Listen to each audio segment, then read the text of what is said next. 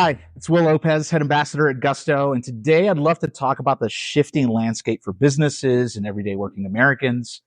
The pandemic really brought about a lot of entrepreneurial growth, but now things like high interest rates, high inflation, questionable job quality, remote work, even let's say restrictive access to capital has really brought new hurdles into everyday workforce and everyday businesses. So love to sit here and chat through all of that with a special guest, Lexi Reese, former Gusto, former Google, currently running for U.S. Senate. Hi, Lexi. Welcome. Hi, Will. Thank you for having me. So for those who don't know you, share a little bit about yourself and why you're here in Denver, specifically Sarah McDaniel's home. Okay, well, as Will said, I had the great privilege and honor of being the chief operating officer of Gusto for 6 years. Gusto provides HR services, healthcare, pay equity, and financial services to small, medium businesses. And I've effectively spent my career, which is about 3 decades, helping small and medium businesses as a pathway to financial security. And my mission is, how do we catalyze opportunities for everyone to thrive? And I'm running for Senate after having done great work together at Gusto, because I think the government could play a much bigger role in enabling everybody to have the ability to thrive, not just scrape by. I personally think a lot of your higher level perspectives that you share on your website are pretty interesting. Building together, working together, thriving together.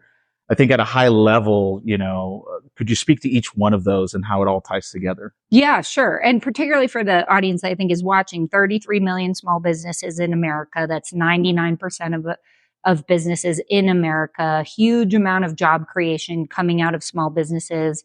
And it's 46% of all people working are working in small businesses. Now, I joke, no one calls small businesses, right, except big businesses trying to sell them something.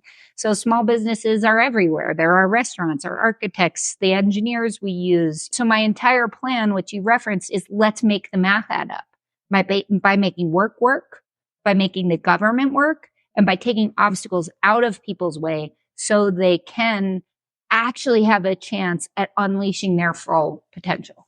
So I'm an accountant by trade. You know that. Yes. I ran my own firm. Yes. Had a lot of clients around the country that were struggling business owners, in essence, struggling small business owners. I've always believed that, not only is small business the backbone of the economy, small business is the economy. Yes. And so, preach. So, small businesses play a huge role in the economy. So I'm just kind of curious, what are your thoughts on supporting small businesses and their workforce? First of all, you're not going to find a politician in the United States that doesn't say some variant of small businesses are the backbone of the economy. Right. We've got to support small businesses. It's like motherhood and apple pie, because when people are able to start and grow their small businesses, since the number of net new jobs created and businesses created are often held by women and people of color, these are communities that take care of their own communities. Right. So the ripple effect of investing in small businesses is far greater than just that business. It's an entire community. I would start by modernizing the Small Business Administration and updating the Community Reinvestment Act. Ooh. Because neither of those things have been touched in a good long while. Right. To be consistent with the economy that we have today and to be able to service the multi needs of small businesses. If you are a business that takes care of your people, you should get a human capital tax credit. If you do not take care of your people, you do not. We create a marketplace for humanity, which would enable small businesses to do what they want to do, but are often not incentivized to do. But imagine a world where we said, no, invest in training and healthcare and childcare and a living wage. And you will be rewarded for that. Just like you invest in your software, you get an R&D tax credit. You invest in your humans, get a human capital tax credit. And if you don't, that's fine. You pay into a human capital pool that subsidizes the credit for everybody else. You've mentioned human capital tax credit a few times. For those who are unaware of what that is, what is the human capital tax credit? What are you proposing there? And then how is it going to incentivize businesses to actually invest into their workforce or into their employees? Thereby, when you invest in your employees, it spills into the community around them. Okay, so good question. What is the human capital tax credit? It doesn't exist yet. I'm proposing that it does exist. What does exist now is if businesses invest in software, which is referred to as research and development, you get a tax credit because we as a society, as a nation, as a government have deemed it really important as a national competitive advantage is if we lead in software development. What I am saying is we cannot lead in software development if we don't lead in human development. And right now we're lagging in that. So human capital tax credit says to businesses, if you're an employer that invests in your human, I want to say that's critical for us as a nation right now. What I think that does is it creates a market dynamic that it becomes competitive to treat your workers well. To do what's right. To do what's right, but also, by the way, to do what is profitable. It's just not short-term profitable.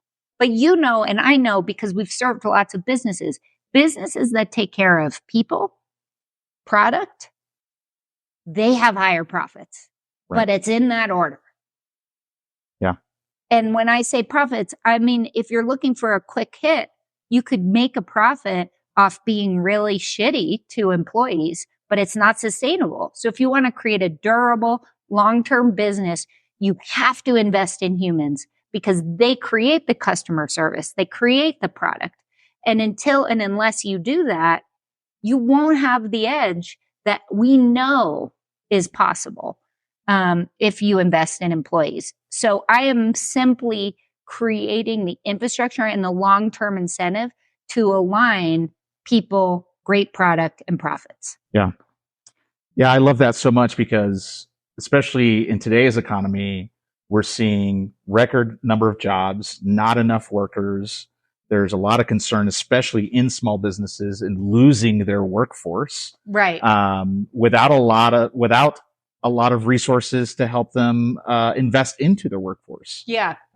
So it creates a dynamic there of, how do we retain our talent? How do we attract good talent? How do we retain our team and develop them at the same time? Because the personal development is actually the number one thing that employees want in a job. Exactly. Especially the generation that's coming up. They Right. want to feel a connection to impact that they're having. They want to feel that people are invested in their long-term development. And oftentimes employees will prioritize that over, a modest compensation increase. I know we have to go, but I would just be remiss without saying, Will, that I think that this has to be accompanied with creative solution to the long-term systemic gaps in access to capital. Mm-hmm. And customer designed regulation. We need to invest in alternative lenders like community development finance organizations and microfinance organizations because they are the ones that got loans to businesses who needed it during the pandemic. And communities know what communities need. So let's get out of their way and let them and not have concentration in big banks to be the only capital providers to small and medium businesses, which just impacts creates an inability for women and people of color to get loans. And let's also just have a big design charrette for small businesses to design the regulation that will keep people and planet safe. Well, Lexi Reese, thank you so much for your time. Thank you for advocating for businesses, for the workforce, for women, for people of color, for so many things. For those who are watching, how can they follow you? Thank you. Follow us on Instagram, Lexi Reese for Senate, chip in. It's a movement. Let's build shared prosperity because that's the only way we all reach our potential. Well, thank you so much. Thank you so much for watching, and we'll see you at the next video. Thanks, Will.